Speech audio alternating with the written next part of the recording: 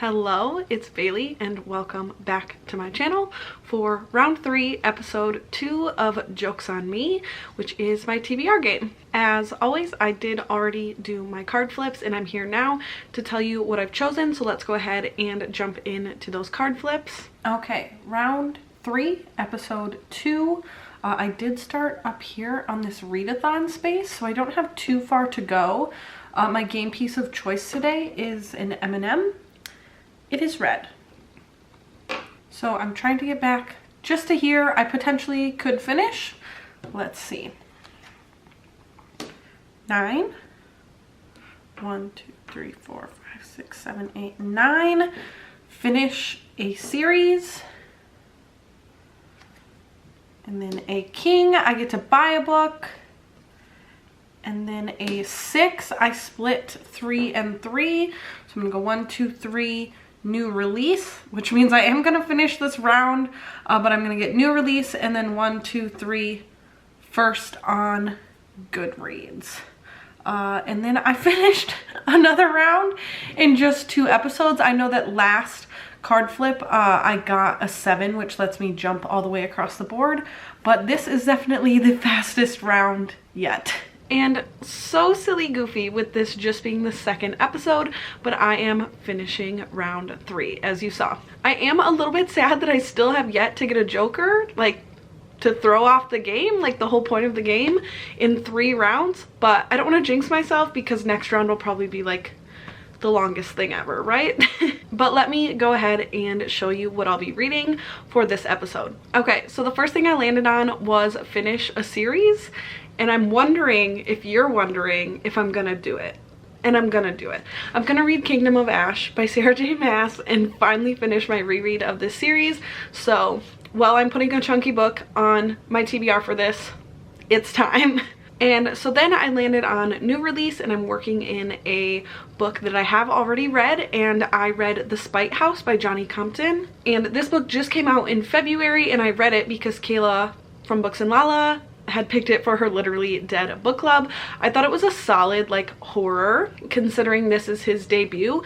I did give it 3 stars, and I'll just say that the like twist or like the reveal at the end did surprise me. I didn't see it coming, but there were things throughout the story that just didn't click for me, and there was just like a lot of characters. So like I said, I gave that one 3 stars, but I'm very interested in what Johnny Compton would put out next. And then I got the first on Goodreads prompt, and so I scrolled my Goodreads until I found something that was on my want to read shelf, and Stasia had actually rated You Made a Fool of Death with Your Beauty.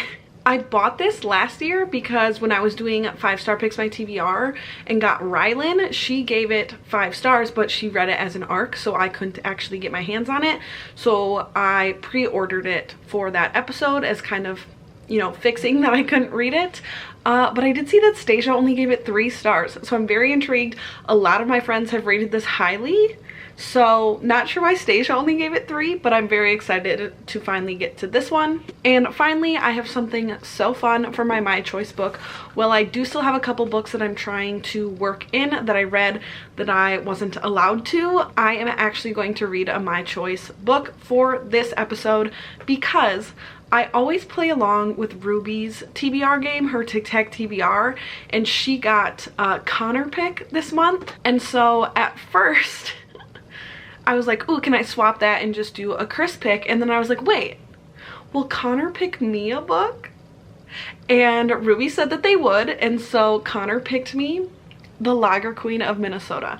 They were presented with my want to read shelf, so they were only choosing from stuff on my TBR, but this is throwing a curveball at me. I will tell you, I have already started this book, so this will be the first book you see my thoughts on going forward into this vlog. Not to spoil that I'm still in April sitting here, but I'm still in April, so for this to count for Tic Tac TBR, I need to finish it by the end of the month here quick. You're probably not seeing this vlog for a little while considering I have Kingdom of Ash sitting next to me here. So that's the plans going forward for this episode. If you're not familiar, my reward for finishing a round is that I get a babysitter for a day. So my mom watched Mabel last time as my reward, so we'll probably get a hold of Chris's parents and see if they want to watch her sometime after I finish this episode. We are getting ready to head out and go to my dad's today. But I am about 100 pages into The Lager Queen of Minnesota by J. Ryan Stradal. And shock of the century, maybe? I'm obsessed with this. We are following two women who are sisters, but one mostly so far we are following as an older woman, and she is a pie baker and her pies have become kind of renowned, but she also struggles financially and her husband is sick. And then we're following her sister at this point at a much younger age as she's discovering beer and her love of beer and kind of how she wants to probably make that a career. And I don't know how to describe that. This is just like the most Midwest, like I'm from this area, so the most Midwest, also like wholesome old lady shenanigans thing in the world, and I'm having such a good time. I already texted my sister and was like, hey, if you're still on a reading kick, like you need to read this one when I'm done with it. And then she asked me if I could bring it today, and I was like, yeah, but I'm not done with it yet, so you can't have it yet. But I'm hoping to read some more of this in the car on the way up there. So that's our plans for today. I'm having a good time reading a book, so yay. I just finished The Lager Queen of Minnesota, and I'm giving it 5 stars.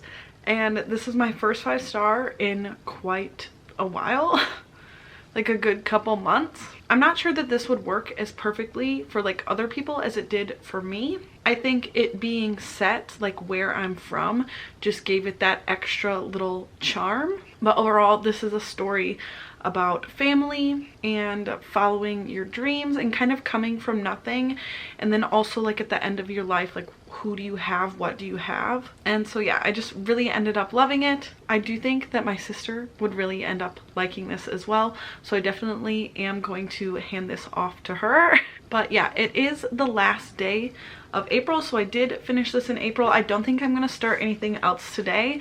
I think I'll just let myself kind of be lazy tonight, but then I do think tomorrow I'm gonna start the project of Kingdom of Ash. Okay, full transparency on Kingdom of Ash. I don't think I mentioned when I mentioned this was a reread that the first time I read this I only gave this 2 stars.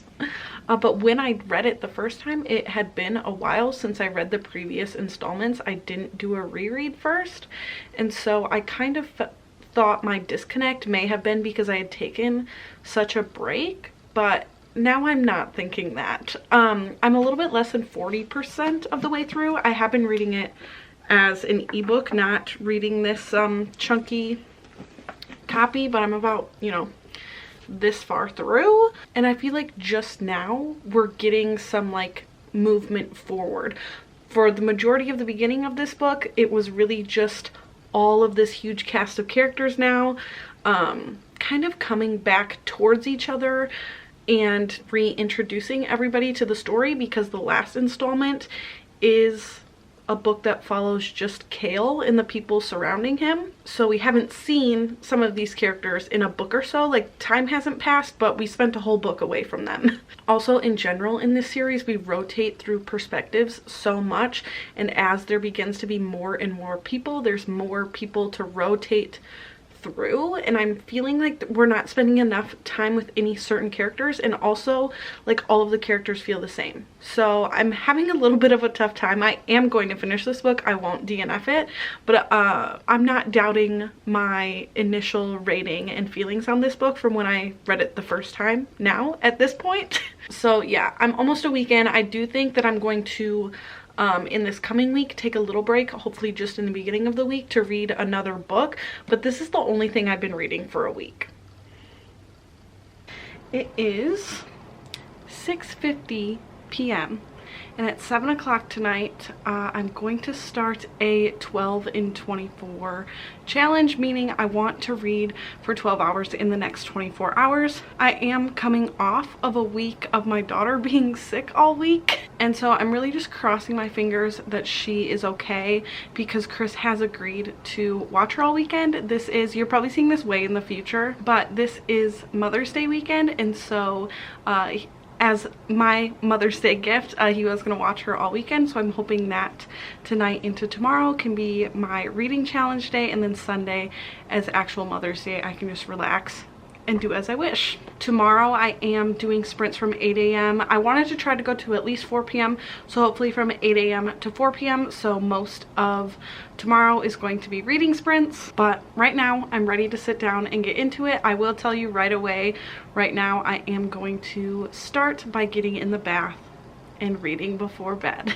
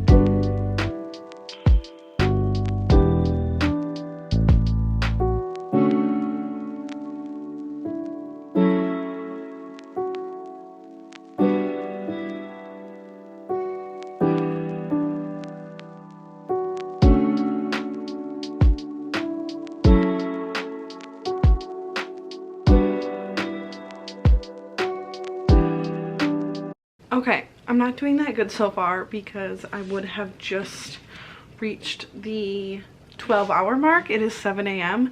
and I've only read for 2 hours and 8 minutes. So not looking too promising, but I'm still trucking along. I'm gonna get as much done as I can within this 24 hours. It may not be 12 hours, but we're going. I just looked where I am in the physical book and I am this far, so I'm about like a little over 70% of the way through, but at this point in the book I'm still just like not caring. I don't like the progression of this series. I don't like our newer villains. I don't like how many characters there are, so I'm really just trucking through to finish it. It's not bad, but it's just not like something I want to, I'm not that excited about it anymore. All right, it is many hours later. I am currently on sprints right now. It's like 3 p.m. so I have like 4 hours left in my 24-hour challenge. I'm not going to be able to completely read 12 hours, but I'm doing really good so far. I have 8 hours in, but I do have book updates. Firstly, I finished Kingdom of Ash, and I'm sticking to my 2-star. It's a 2.5, a high 2.5 even. Very close to a 3-star. I think if I changed 1 point on CawPile, it would technically be a 3-star. So I don't hate this. It's just disappointing. You're not in trouble. I'm just disappointed. I think overall, Sarah J. Maas really focused on things I didn't care about, and would drag certain parts on about characters I didn't care about, or just like the journeying towards, you know, what we're getting to at the end was so long. This is such a long book at 980 pages, and then things that I wanted like more information on are just like done so quickly and like kind of passed over, where I'm like, no, give me more of that. Like if it's going to be so long, give me that. But that's not to say that this doesn't like wrap up the series nicely. It does. This gives Minnie an answer, and I think you can leave this series satisfied, but I'm sticking to how I feel. I do think that this series kind of tanks at the end for me. I'm glad that my journey is now over. I have been rereading this series for probably about 2 years now. That's probably about how long it took me. Whoops. But also to like break up some sprints, I did start You Made a Fool of Death with Your Beauty. I took the dust jacket off, but I'm already 112 pages into this, and it's only like 270 something pages long, so a good chunk of the way since it's so short. And so far I just don't really know how to feel about our main character. I feel like she is instantly attracted to a lot of people.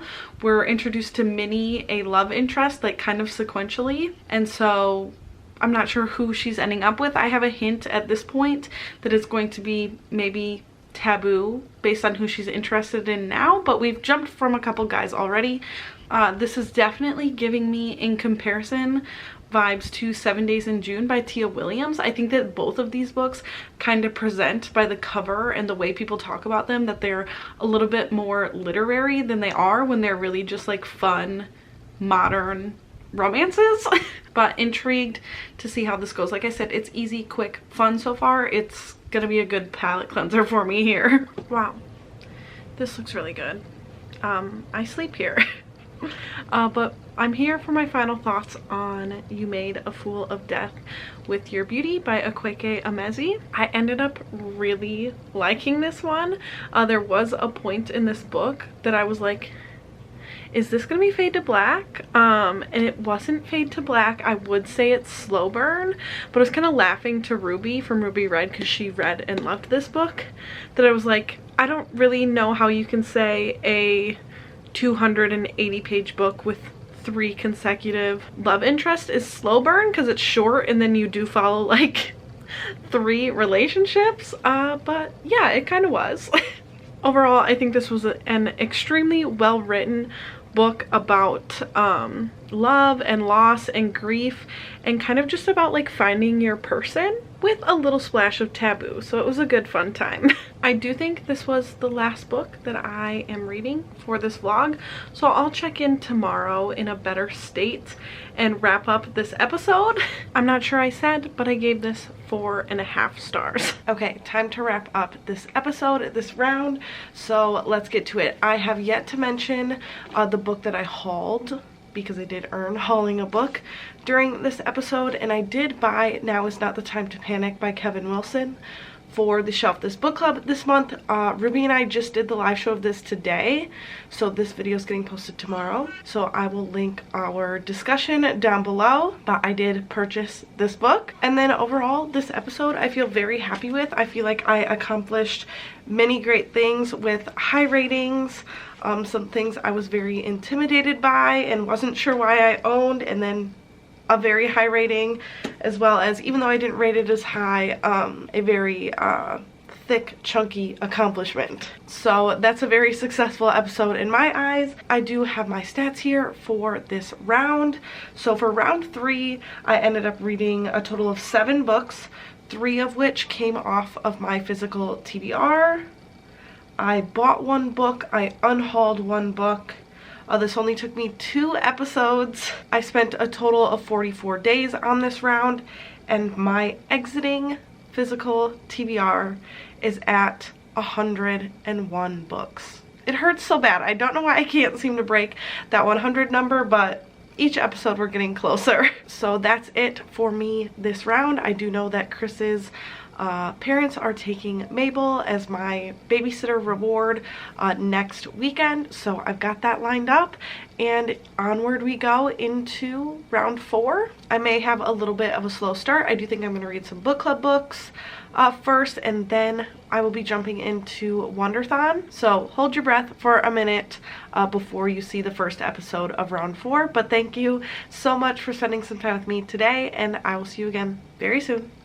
Bye.